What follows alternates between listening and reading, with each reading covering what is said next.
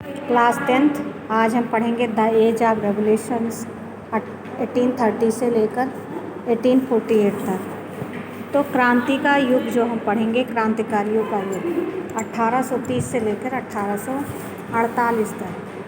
तो कह रहा है conservative regimes try to consolidate their power, liberalism and nationalism came to increasingly associated with the revolutionary many regions of Europe, such the Italian German state, the provinces of the Ottoman Empire, Ireland and Poland।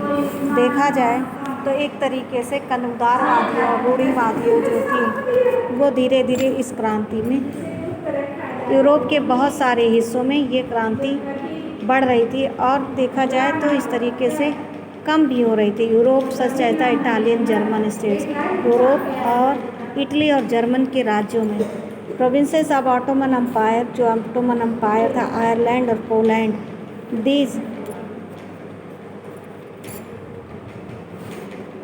these solutions were led by the liberal nationalists belonging to the aristocratic middle class elite, among whom were professors, schools clerks and members of the commercial middle class। तो यहाँ पर क्या था, उदारवादी और रूढ़िवादियों के बीच में जो शिक्षित वर्ग था वो बहुत ही विद्रोह कर रहा था, लेकिन फिर भी देखा जाए इस तरीके से नहीं था। First upheaval took place in France in July 1830, और जब फ्रांस की सत्ता दे दी गई बुर्गो वंश के हाथों में 1830 में, the Bourbon was who had been restored to power during the conservative after 1815, और उसके बाद फिर रूढ़िवादियों के हाथों में सत्ता दे दी गई। किसके हाथों में? लुई फिलिप के हाथों में, यानी कि लुई 16 के हाथों से लेकर दे दिया गया liberal revolution constitutional monarchy with Louis Philippe at this when. तो लुई फिलिप के हाथों में दे दिया गया, और इस तरीके से देखा जाए तो रूढ़िवादी और उदारवादियों के बीच उदारवादी ये सत्ता फिर से समाहित हो गई, सत्ता फिर से आ गई, देखा जाए इस तरीके से। फिर कह रहा है व्हेन फ्रांसिनीज, कौन कह रहा है? When France sneezes Metternich once remark the rest of hope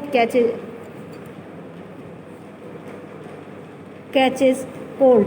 कह रहा है कि जब फ्रांस छींकता है तो पूरे यूरोप को क्या हो जाती है?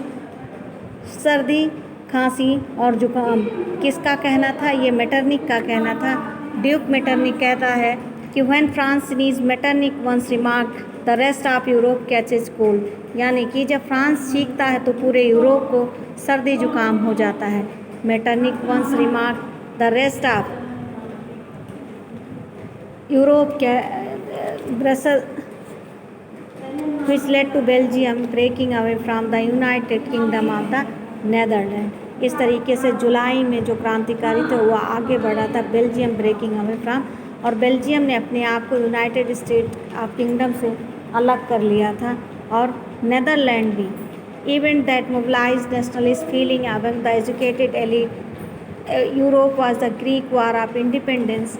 Greek as had part of the Ottoman empire since 15th century.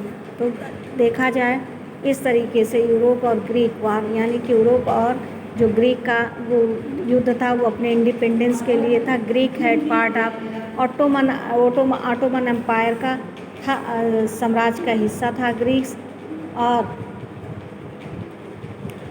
इस तरीके से 15th सेंचुरी यानी कि 15वीं शताब्दी में द 7th रेवोल्यूशनरी